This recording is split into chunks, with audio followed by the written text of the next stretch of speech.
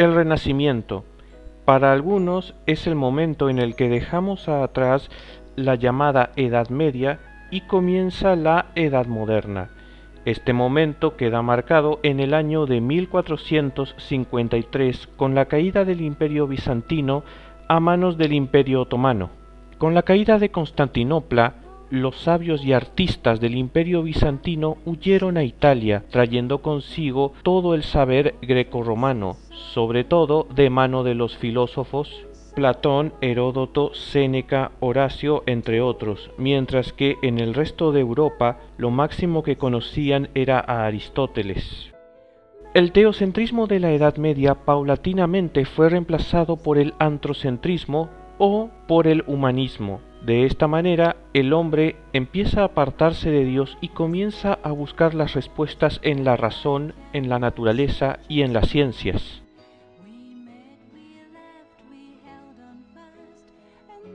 Cuando hablamos de renacimiento, no nos referimos únicamente al renacimiento de la cultura grecorromana, sino también a un renacimiento general del arte y de las ciencias. A la vanguardia de este resurgir del arte y de la ciencia se encuentran personas como Leonardo da Vinci, Donatello, Miguel Ángel, entre otros.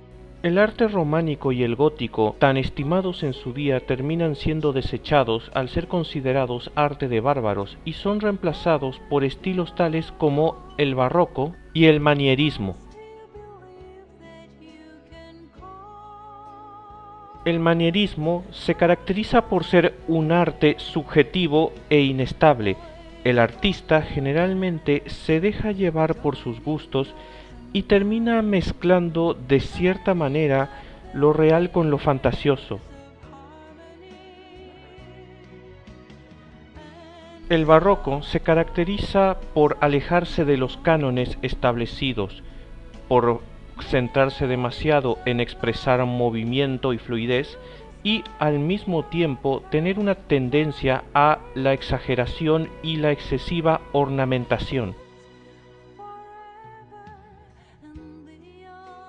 Durante este periodo hay 4 momentos puntuales a los que podríamos referirnos como palancas de cambio, es decir, momentos que son un punto de quiebre para la sociedad y para la cultura en general.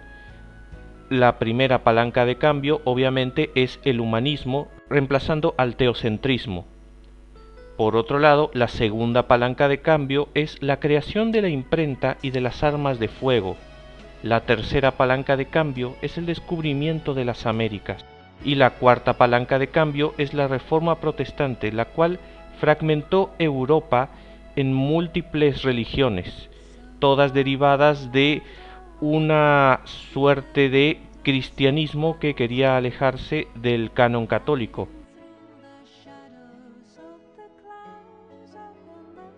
Las características que más podemos apreciar en el arte renacentista son, por ejemplo, el humanismo.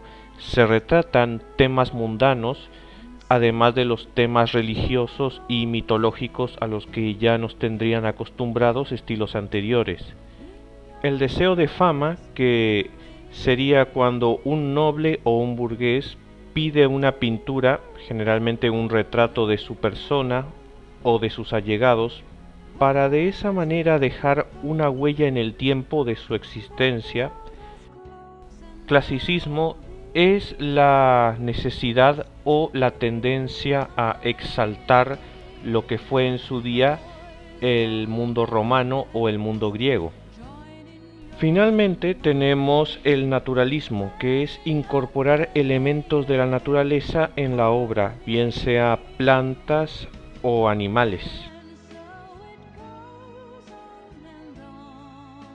Leonardo da Vinci hoy en día es una figura reconocida. Sin embargo, durante este periodo histórico, además de reconocido, también fue controversial.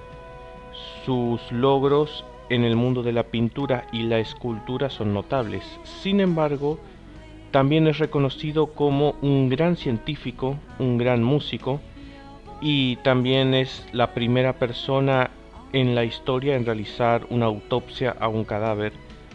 Leonardo inicia su vida el 15 de abril de 1452 en un pequeño pueblo llamado Vinci.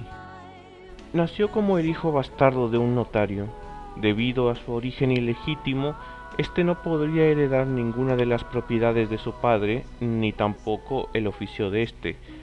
Sin embargo, sería su padre quien notaría su gran vocación por el dibujo y por el arte y lo incentivaría a seguir este camino.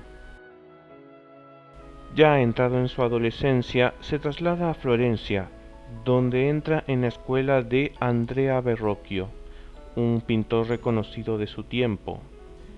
Una vez está por graduarse, el maestro le permite al joven Leonardo participar con una contribución a uno de sus cuadros llamado El Bautismo de Cristo.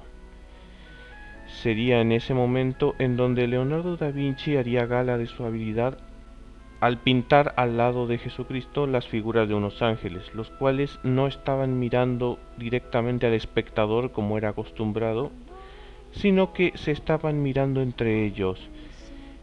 Este simple gesto fue suficiente para que el maestro Andrea entendiera que su discípulo le había superado. La envidia de sus compañeros no se hace esperar y un cargo por sodomía es lanzado en su contra.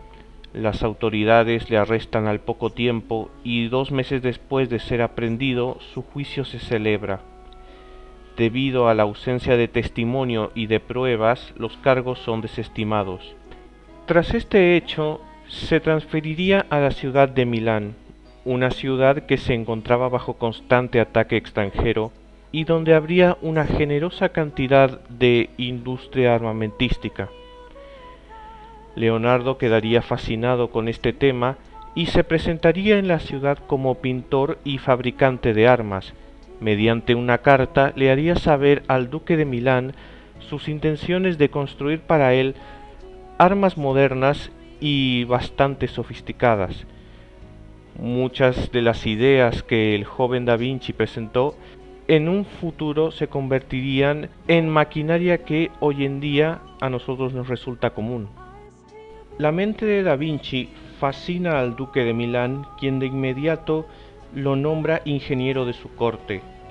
Bajo su cargo se diseñan las tuberías del palacio, trajes para espectáculos cortesanos e incluso la construcción de un escenario giratorio con un motor al que podríamos denominar como el antecedente de los motores de los autos modernos.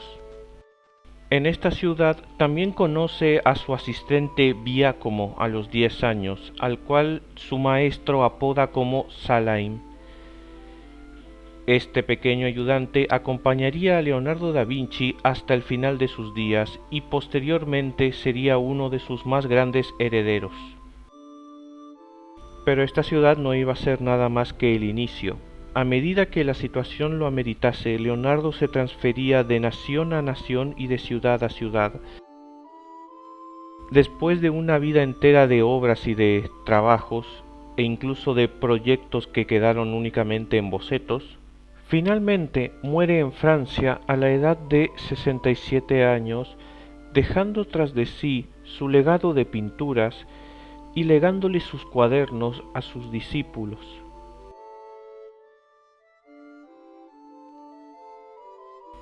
La Gioconda o la Mona Lisa para la mayoría del mundo es por mucho la obra más reconocida de Leonardo da Vinci en el campo de la pintura.